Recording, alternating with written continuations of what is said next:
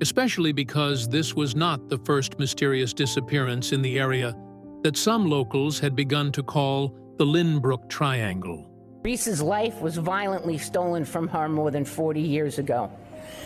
But the past is never forgotten, and my office never gives up on a victim. 25 days later, Theresa's body was found in a wooded area near Lynbrook, buried under leaves and wooden pallets. People say she was fired, some people say she was told to leave, but she left that day and then it was outside where she was confronted in the van and pulled into the van. This is how the story goes as was told by Kogut. The medical examiner determined she had been raped and strangled. The crime was brutal and terrifying, and it sent shockwaves through the community. Police quickly focused on 3 local teenagers, later known as the Lynbrook 3.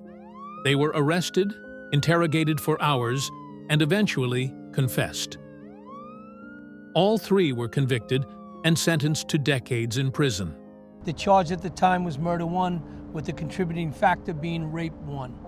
Now, if the DNA doesn't match, is this where you have the problem with the case? But almost immediately, doubts surfaced. The confessions were inconsistent and appeared to have been coerced. Then, in 2003, came the breakthrough. DNA evidence proved the biological material found on Theresa's body did not belong to the 3 men. They were exonerated. The case went cold once again. The 3 men originally convicted of Theresa Fusco's murder were in jail for nearly 20 years, but their convictions were overturned because the prosecutor says based on advancements in DNA testing, which they say played a big role in this arrest. For decades, the Fusco case remained unsolved. But in 2024, investigators began re-examining the evidence using advanced forensic techniques. They tested items with modern DNA technology, and eventually, a discarded smoothie cup and straw provided the match. The DNA linked back to a man who had been living just a mile away from Theresa's workplace in 1984. Prosecutors say Bilodeau lived in Lynbrook in 1984 in his grandparents' house on Treadwell Avenue, a mile away from the Fusco home and the roller rink she worked at called Hot Skates. On October 15th, 2025, the Nassau County District Attorney's Office announced that 63-year-old Richard Bilodeau had been indicted for second-degree murder and murder committed during an attempted rape in the death of Theresa Fusco.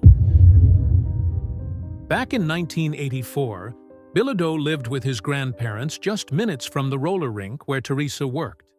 The DNA found on the smoothie straw matched the DNA collected from her body. They were able to grab his DNA off this straw from a smoothie he tossed in the trash. The DNA from that straw, Richard Bilodeau's DNA, was a match to the sample that was taken from Theresa's body. He has pleaded not guilty, and the case is now moving forward in court. As you know, Mr. Bilodeau professes his innocence. He pled not guilty today, and we're looking forward for the matter to go through the court system. A neighbor who asked not to be shown says she remembers Bilodeau and would tell her kids to stay away from him. I've known him for years. He was weird.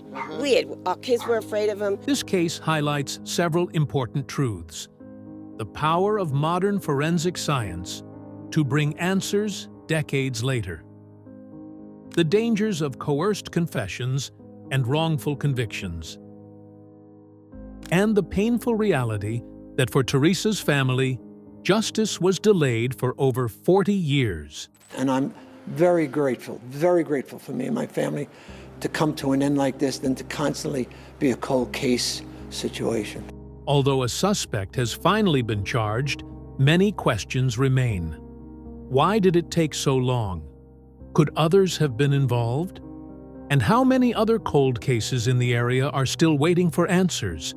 So, what do you think? Is this truly the end of the Theresa Fusco case? Or just the beginning of another chapter? Let me know your thoughts in the comments below. Don't forget to subscribe for more unsolved true crime stories, and click the bell so you never miss an upload. Thanks for watching, and see you in the next video.